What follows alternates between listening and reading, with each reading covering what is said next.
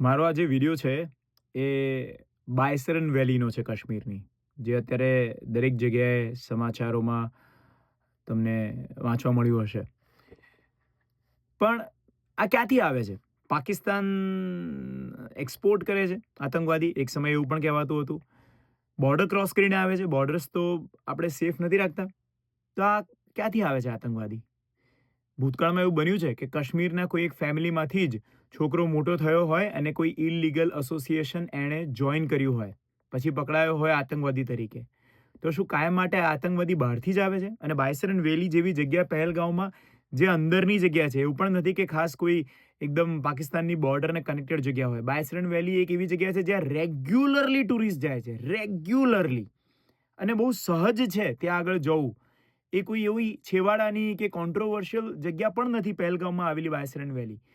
સો અત્યાર સુધી જ્યારે હુમલા સૈનિકો ઉપર થતા હતા, તો આપણને એવું હતું કે સૈનિકો ઉપર તો થતા રહે છે, ક્યારે અટકશે? હતું મનમાં ત્યારે પણ હતું કે આ ક્યારે અટકશે? પણ હવે ટુરિસ્ટ ઉપર થયો ને ત્યારે આપણને વધારે લાગી આવ્યું છે. કેમ? કારણ કે એ કદાચ નેક્સ્ટ ટાઈમ તમે કે હું પણ હોઈ શકીએ છીએ. પણ કેટલા વર્ષ હજી? ક્યાં સુધી? 2025માં આ એઆઈના જમાનામાં પણ શું આપણી પાસે કોઈ એવી ટેકનિક કે કશું નથી? આપણે ઇઝરાયલ પાસેથી ખાલી યુદ્ધ માટેની ટેકનોલોજી જ ઇમ્પોર્ટ કરીએ છીએ. એમના જેવું એટિટ્યૂડ ઇમ્પોર્ટ નથી કરતા. આ વખતે લોકોમાં ગુસ્સો છે. ક્યાં સુધી? ક્યાં સુધી?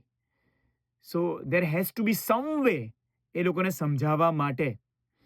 2 વર્ષ પહેલા જ્યારે કોવિડ હતો અને કોઈ જ ટુરિસ્ટ કાશ્મીર નહોતા જતા, ત્યારે ત્યાંના લોકોને મેં રોતા જોયેલા છે કે ધંધો નથી મળતો.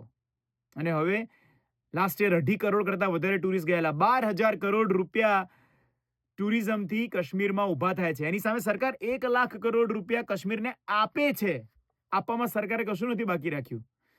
તો સરકારે આજે આવા અટેક રોકવા માટે પણ કશું બાકી ન જ રાખવું જોઈએ. કારણ કે આજે બીજું કોઈ છે, કાલે તમે ને હું હોઈ શકીએ છીએ. એ લોકો જે સ્વપ્ન જુએ છે કે ધરતી પરનું સ્વર્ગ છે કાશ્મીર, મારે લાઈફમાં એકવાર તો જવું જ છે. મારી મમ્મી તો નાનપણથી આવું કહેતી. અને આપણે લોકો ટેક્સ ભરીને રૂપિયા એમની પાછળ ખર્ચીએ છીએ બધા. અને એનું આપણને આવું વળતર મળે છે. This time there has to be some answer. અને એટલીસ્ટ આપણે આ સરકાર પાસેથી તો એ આશા રાખી જ શકીએ છીએ.